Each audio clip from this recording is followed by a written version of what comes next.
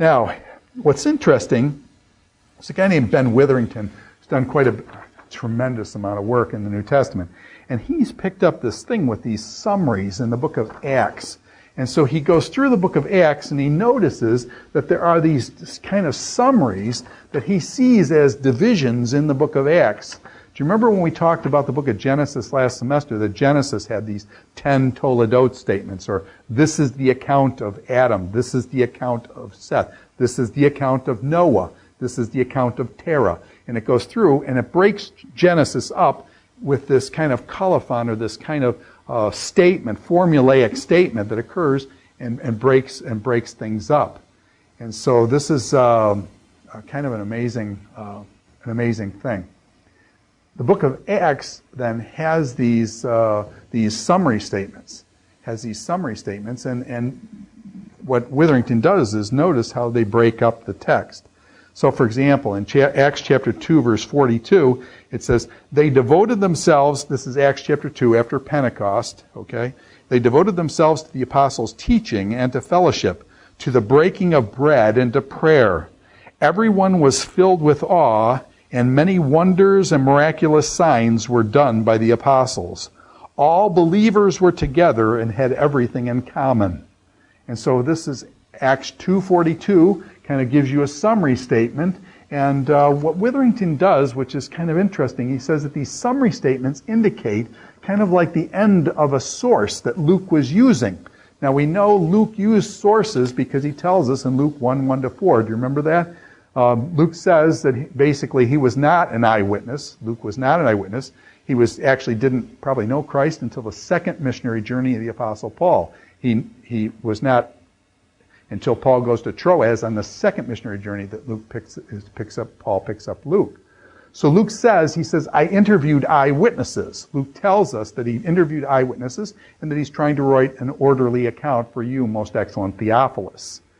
And so he writes to this Theophilus guy, and he basically says this, that he's not an eyewitness. And so what happens is he's using different sources. And what Witherington does is says that these summary statements indicates a switching in documents. That when he summarizes, it's basically Luke saying, okay, I'm done with that source. And he kind of summarizes, gives a little abstract of what that source was about. And then he goes on to the next source that he had. Kind of like when you write a paper and you've got 3x5 cards or whatever. In OneNote, now you do it differently, but you'd write things and then you finish the one source, you put it away, but you summarize then at the end, and then you start on your new source. Now I think that doesn't, while he's suggested this, it doesn't really satisfy me. I don't think Luke is that mechanical, that this is one source, then he's switching to the other source and things. I do think, however, that there's important to realize these summaries are dividers, okay? So that you should look in the book of Acts, when you come to a summary statement, realize that there's a shift going on in the narrative here, and something is being closed down and another thing is being opened up. And to understand how the literary structure moves is important, okay? This is a thing called rhetorical criticism, and I think there's some benefit to this, of knowing your units. In other words, when does a story begin? And in almost all stories, you get this kind of a thing, where a story will have a certain way to begin. If I say to you, once upon a time, you don't put once upon a time at the end of a story, you put that at the beginning of the story. Okay? So you say once upon a time, that's how a story begins. It's a more formulaic beginning. Then there's usually, the story begins and you've got to introduce all your characters, you've got to introduce all the situation and then things move to a climax. And then in the middle of the story or toward the end, you've got a climax of the story. So you've got a beginning, you have a middle, and then you have an end. And in the end, what happens is a lot of the problems that the various characters solve. Basically, the characters are involved in a situation, there's a problem of some sort, and the problem then will lead to a climax, and then at the end of the story, the problem will resolve itself in some way. And so then they will all live, happily ever after. Now, you don't start a story with they all lived happily ever after, that's how you conclude. And so there's kind of with stories, with literary units, almost in everything, you've got a beginning, you've got a middle, and you've got an end. So that beginning, middle, and end thing. And what it's saying here is, with these summary statements, is that this is the way he's concluding a part of his narrative. And that tells us then he's moving on to another segment. So it's very helpful to have these kind of like, and they all lived happily ever after. Now it's not that trite or that formulaic, but at least we've got these summary statements. And so that was the one in chapter 2, verse 42. Here you have one in chapter 6, verse 7. So the word of God spread. The number of disciples in Jerusalem increased rapidly, and a large number of priests became obedient to the faith. You jump over to chapter 9, verse 31, another summary statement. When the church throughout Judea, Galilee, and Samaria, I misread that. Then the church throughout Judea, Galilee, and Samaria enjoyed a time of peace. And so those are just a couple illustrations here of this idea of these summary statements, and he traces these out, these breaking points in the narrative. And it's careful when you go through, you should note these and things. So summary points, we need to look at those. The book of Acts picks up frequently the opposition of the Jews. Picks up frequently the opposition of the Jews and really features Jewish opposition to the early church. It's very strong, and it's recorded in great detail, this opposition. And so let me just give you a few examples. Paul himself, who was a Pharisee of the Pharisee, as we know from Philippians, Paul was a Pharisee of Pharisees, studied under Gamaliel, one of the four great rabbis of all time, Akiba, Hillel, Shammai, and Gamaliel. Great rabbi, known throughout Judaism, even till this day. Paul studied under him, which showed Paul must have had a really sharp mind and things. But here, what we've got in the book of Acts is he picks up on this Jewish opposition, even though Paul is Jewish. Chapter 13, verse 50. Chapter 13, verse 50 says, "The word of the Lord spread through the whole region, but the Jews incited God-fearing women of high standing and the leading men of the city. They stirred up persecution." Who stirred up persecution? The Jews stirred up persecution against Paul and Barnabas and expelled them from their region. And so you've got this kind of like opposition to Paul and Barnabas and being expelled by the Jews, okay? Another passage comes down in chapter 13, verse 46. I believe this is on the first missionary journey as well. On 13:46 it says, "As his custom was, Paul went into the synagogue." Where did Paul start his ministry? When he comes in from out of town, basically, he's traveling in. Where does he start? Where's his first contact with people? He goes to the synagogue, as was his custom. And on 3 Sabbath days, he reasoned with them from the Scriptures. And then it says, "But the Jews were jealous, so they rounded up some bad characters from the marketplace, formed a mob."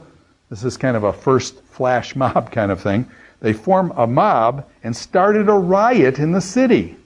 Who started a riot in the city? The Jews got these bad characters. They didn't like what Paul was saying. He reasoned with them for 3 weeks in the synagogue. And then basically they round up these bad characters, get a mob together, start a riot in the city against Paul. So again, featuring the Jewish kind of inciting of these riots and inciting these upsurges and things like that. Now, same type of thing, chapter 22, verse 23, in Acts 22:23. "As they were shouting and throwing off their cloaks and flinging dust into the air, the commander ordered that Paul be taken back into the barracks. And as Paul was brought out, he speaks in front of the people. The people start tearing their clothes and flinging dust in the air. And finally, the Roman soldier who's got control of Paul says he's got to take him back because there's another riot going on. I believe this one was in Jerusalem. And he directed that he be flogged. And so here Paul is going to be flogged by these Romans because of the riots going on. And then I believe that in this context, then Paul drops a little thing on this Roman soldier and says, "Hey, you're going to flog me, huh? Is it appropriate for you to flog a Roman citizen?" See, this guy thought Paul was just a Jewish troublemaker and stuff. He was going to, and Paul is a Roman citizen. You can't flog. And so the Roman soldier says, "Man, I don't mess with Roman citizens." He says, "I got my citizens. My citizenship cost me an arm and a leg. And therefore, I appreciate Roman citizenship." Paul said, "I was born free. I was born a Roman citizen." And so this guy backs off, and Paul doesn't get flogged, I don't think, at that point. So but what I'm trying to bring up is the text seems to highlight this foment of Jewish revolt, and these Jewish causing rebellion, these Jews beating up on Paul, working with bad characters, setting up mobs and things. And I think that that's all, in a sense, to put a negative light on the Jewish people and their persecution of Paul. Now, notice then this conflict between the Jews and Paul, and I think this has to do with the bigger purpose of the book of Acts, okay? And let me just state this now, and we'll come back to this in a minute. I think what's going on is that Luke is writing Most Excellent Theophilus. Most Excellent Theophilus is mentioned in Luke 1:1. He's also mentioned in Acts 1:1, so that Theophilus is the person to whom both books are addressed. He's called Most Excellent Theophilus. So this guy is some sort of government official. He's some sort of a bigwig. And what I think is that Luke, this is conjecture on my part, but I think it's reasonable, that Paul is going to trial in front of Caesar. And so I think Luke is putting these things together, saying, Theophilus, hey, can you help us out? Most Excellent Theophilus, can maybe you swing some weight with Caesar and with some of the people in Rome, that Paul is not the troublemaker. Paul is not the troublemaker. What's happened is these Jews have been making trouble for Paul. And so basically it's an attempt to say Paul is innocent of the charges that he is making riots and things like that. Is innocent of those charges and basically laying the blame at the feet of the Jewish people who had so strongly reacted against Paul. And so I think this is a document to basically, why was Acts written? Very likely because Paul is going to face his biggest trial of his life going before Caesar, and I think Luke is writing this to try to Most Excellent Theophilus to say, hey, can you give Paul a hand in his trial that's upcoming with Caesar? And so he presents the data, and that's why the data of the book of Acts doesn't tell us what happened to Thomas when Thomas went to India. It doesn't tell us. It focuses on Paul, because Paul is going to a court case in front of Caesar, and Luke is trying to get some help for him, I think, through Theophilus. And so therefore that's why the focus is so much on Paul. That's why Barnabas and John Mark drop off. That's okay. They drop off because the focus is on Paul. Paul is going to trial. Most Excellent Theophilus, can you help? So I think that's the rationale, and then that becomes the focus, and then the reason why the history is written so focused on the Apostle Paul. And Paul, of course, for us, it's great to have all this information about Paul and see Paul and interact in these different situations, because Paul is going to write major books like Romans, 1st and 2nd Corinthians, Philippians, Ephesians, Colossians, all those things, Thessalonians, Timothy's.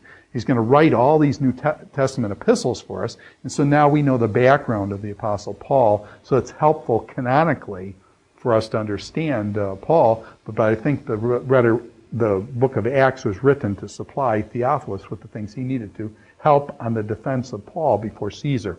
So that's conjectural somewhat, but I think it's a reasonable conjecture.